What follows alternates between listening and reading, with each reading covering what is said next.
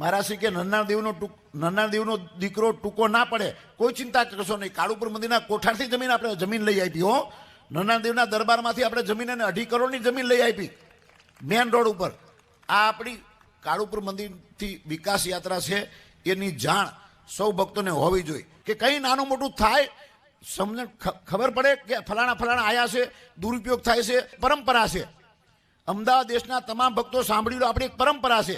ગામડાનું નાનું હરિમંદિર હોય કે મોટું શિખરબંધ મંદિર હોય, કોઈ પણ જગ્યાએ મહારાષ્ટ્રની આજ્ઞા સિવાય કોઈ પગ ના મૂકી શકે. એટલે આજ્ઞાપત્રક છે કે નહીં, મારે આવવું હોય તો પૂછી લો, સ્વામી આજ્ઞાપત્રક છે?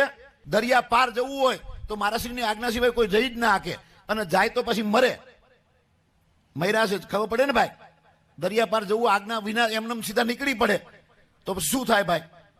પછી લિસ્ટમાંથી નામ જાય અને પછી રોવે. એના કરતાં બધું બરોબર આપણે જાણી લેવું. અને એ જાણ માટે એટલા માટે આજે એ વાત કહેવી છે, ફરી બધા આટલા બધા આજે નન્ના દેવના દીકરાઓ ભેગા થયા છે તો એ વાતની થોડી જાણ. એટલે વ્યવસ્થા એવી છે, અહીંથી આપણે સભા પૂર્ણ થાય એટલે તુરંત જવાનું છે.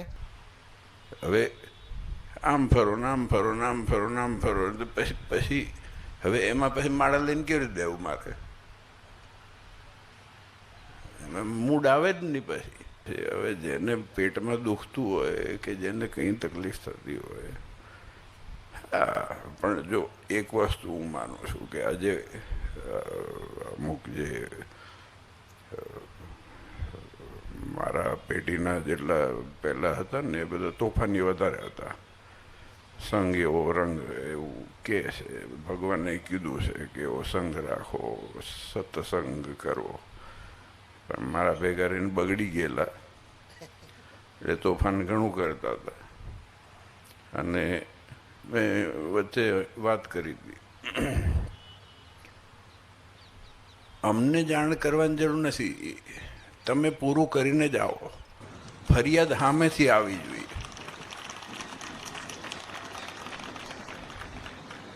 અમને જાણ કરીને શું કામ છે? આપણું કોઈ દાયિત્વ નથી. આજે આ અમારું દાયિત્વ છે, સંતોનું દાયિત્વ છે, હરિભક્તોનું દાયિત્વ છે.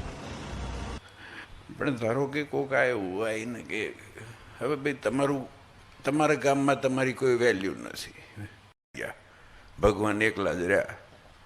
પછી ભગવાને એ રાજાને કીધું કે બધાને હરખા માનશો નહીં. પછી તો મજા આવે ને.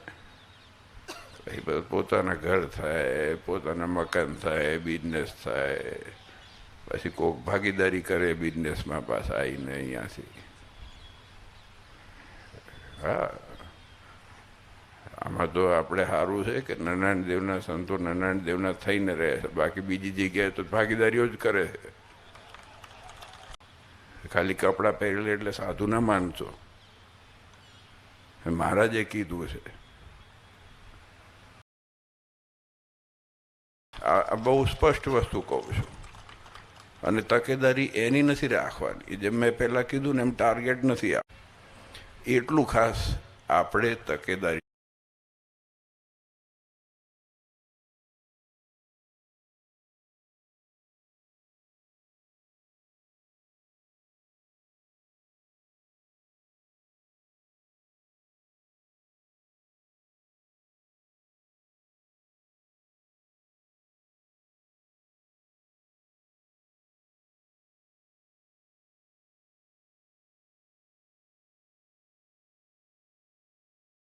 खत्म, bye bye, tata, good bye, गया।